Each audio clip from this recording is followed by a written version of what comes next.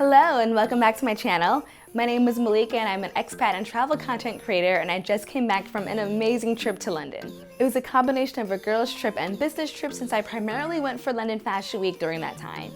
If you are new to this channel and you haven't subscribed, first of all, what are you doing? Please go subscribe, okay? It really helps support this channel. And second of all, if you check me out on all my platforms, you might notice that at the time I'm filming this, I have about 400 subscribers on YouTube, about 8,000 on TikTok, and 800 on my new Instagram that I started pretty recently, which is now becoming my primary account. And today we're going to talk about how I got into London Fashion Week as a micro-influencer, or really as a nano-influencer at this point because I just have such a baby following.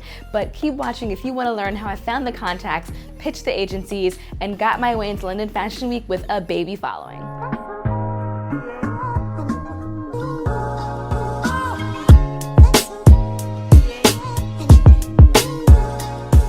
Step 1, plan. So the first step is to start planning early, maybe 6 weeks before the shows, especially if you're traveling. You don't live in a city like London, Milan, or Paris where there's a fashion week. So if you have to travel, then definitely start planning well in advance. If you're going to shows in your own city, then you don't have to worry so much about this part, but if you plan to travel for a fashion week, be sure to lock in your flight and hotel early. And pro tip, if you are a content creator and you're traveling for this as a business trip, you can potentially be deducting the cost of your travel on your taxes. So plan something reasonably priced near the main show venues and talk to your tax preparer when it's time to file. A fashion week trip is different from a normal trip, so keep that in mind as well. If it's a normal vacation, you would have room to check out some tourist sites, move at a leisurely pace, explore the city, pick up some souvenirs, or whatever you prefer to do on a new trip to a new city. But if the plan is to go for a dedicated fashion week, expect to attend 3 or more shows a day, create, edit, and post content at breakneck speeds, and be ready for frequent outfit changes and evening events and evening parties. It's just a complete world of difference. So when I first decided to go to London Fashion Week, I planned my trip to be 50% shows and parties, and then 50% wandering around, relaxing, and shopping for stuff I need to bring back to Lebanon, because if I didn't say earlier, I live in Lebanon, there's a lot of stuff I need to bring back that I couldn't get here, okay? And then 2 friends actually decided to come and they booked their flights, so that changed the plan a little bit. And it was fine because I actually hadn't had a good girls trip in ages, so I was really happy to have the company. And you can definitely juggle different types of itineraries or activities. Just plan around shows and be prepared to drop out of something last minute because the show confirmations will roll in up until like the last minute. Step 2, manage expectations. So remember, if you're a small influencer and you're pitching to go to a highly coveted event like Fashion Week, that is a big deal and it can be really scary. And it's so brave of you putting in the effort and moving forward towards your dream. But that being said, you need to be realistic about what kind of shows you can possibly get into. That means you will not be going to anything A-list, sorry, don't even try it. If you're a big name celebrities and influencers with a 500K following are going, you most definitely are not. But that doesn't mean you can't get into shows and have a great time. Target smaller events and presentations by independent designers, events planned and focused on students. They'll probably be a lot more generous with their guest list and you'll have a better chance of getting invites and actually getting seats, not just standing room. Step 3, find the contacts. Step 3 in getting ready for your fashion week is securing the contact. Now, London Fashion Week actually makes this incredibly easy because the British Fashion Council publishes a list of all the PR and showroom contacts. They have this amazing complete Excel you can just download off their website. It is a little bit hidden, so you have to look for it a little bit, but if you can find it, you can download a master list with all the contacts to RSVP to every event on the schedule. And if you're nice and you leave a comment and you share this video, I might post a link to it in the description box. Their website also includes useful information like links about each event, the designer's background, their inspiration, a lot of information that will be essential when it comes to drafting your pitches. For New York Fashion Week, you have to do a lot more sleuthing, so start planning and researching a little bit earlier because the contacts are not always as transparent. But the best way to find the right people to reach out to are Google the name of the brand and press release as a keyword, and usually you will come up with some press releases from the brand, and there's always a PR contact listed at the end of a press release, so that's where you start. Or occasionally the brand or agency will create a generic inbox for Fashion Week requests, so usually something like name of designer at name of PR company, so you can play with a few combinations and see what happens. You can also try to get access to an industry site like GPS Radar, but that will be harder if you don't have any fashion background. I do have an account which I got years ago because my background is in the fashion marketing industry. I've done this for many years. So while there was some stuff for New York Fashion Week in there, there's really actually not a lot of London Fashion Week or Paris Fashion Week. So if you're looking for those shows, it might not be like a great avenue for you anyway. Step 4, draft your pitches. Now that you've got the contacts at the ready and organized, it's time to start drafting your pitches. I do this in multiple steps for a few reasons. Number one, you're gonna be sending a lot of these and you wanna give yourself time to proofread them with a fresh set of eyes before sending. It also helps me prioritize which shows I pitch to first, especially for events that are happening at the same time.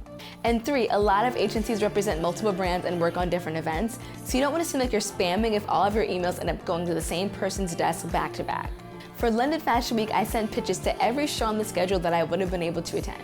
So I scheduled to land on Friday morning and then leave on Tuesday morning. So I started pitching for shows from like 3 p.m. and later on Friday because I figured even with a delayed flight or a baggage issue, I would still be able to make most of those.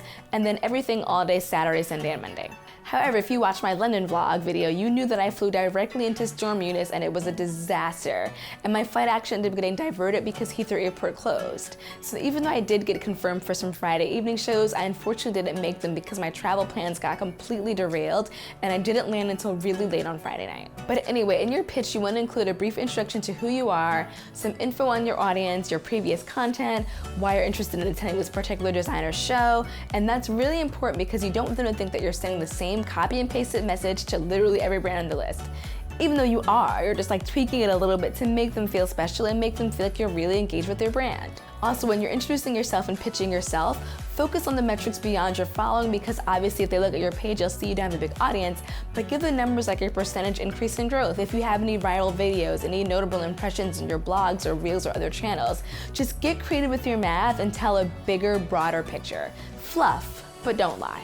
I drafted all my emails and I waited a day or two to review them with fresh eyes, again, making sure I didn't make any embarrassing copy and paste errors or typos, and then I got ready to send them off.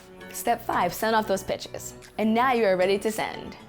I give each email a once over for accuracy, typos, and again, making sure it's going to the right person at the right brand, and that you didn't copy and paste anything embarrassing. And then send them off a few at a time.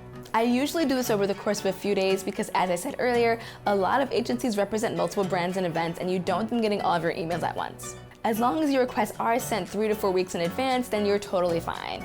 Then relax, pat yourself on the back, and wait for the responses to roll in. And be patient. If you do not get any responses, don't worry, don't freak out and start following up like a crazy person. They usually come like max a week before an event, but I've even gotten some a day or two before an event. So just relax and don't freak out if you're not hearing back. Step 6, look for random unofficial events. While you're waiting to see what official events you'll get into, why not spend some time looking for unofficial or independent events that actually did not make it onto the official calendar? Browse sites like Eventbrite, Facebook events, Instagram, hashtag LFW, hashtag PFW, etc. to see what smaller brands and showrooms are posting and look for like unofficial things that might be going on. Even events that are open to the public or doing ticket sales will be receptive to letting micro-influencers come as press or as VIPs. And it can't hurt to have more options lined up to fill your schedule and see some really fresh and edgy designs from independent brands. Step 7, plan the rest of your itinerary. If you're traveling for fashion week, you can still plan to have some fun around shows.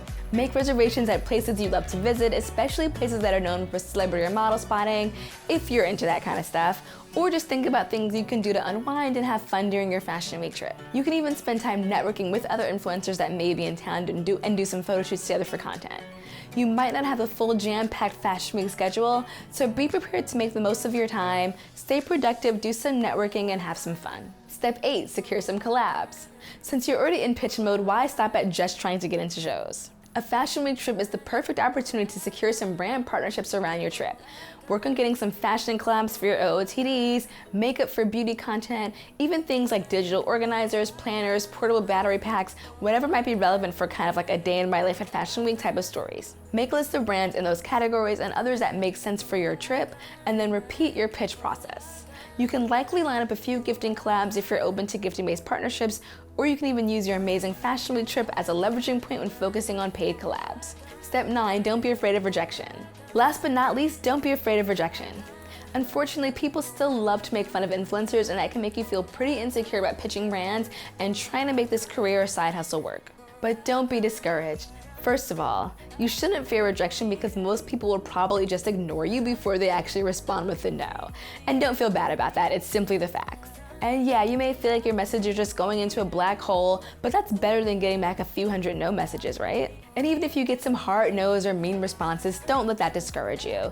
Deciding to try your hand as a content creator is hard. Putting yourself out there for public consumption and criticism is daunting, and it deserves respect. You deserve respect. and you deserve to win at this endeavor. So keep your chin up, be persistent, and don't let the haters get you down. So that is it. I hope these tips helped. Let me know in the comments if you're planning to attend September Fashion Week shows. I definitely have my eyes set on Milan and Paris, maybe even both next season while I'm living so close. And if you enjoyed this video, please give it a thumbs up and share it with your friends. And of course, if you find this helpful, check out some of my other videos. And thank you so much for subscribing. Thank you again for watching, and I will catch you in the next video.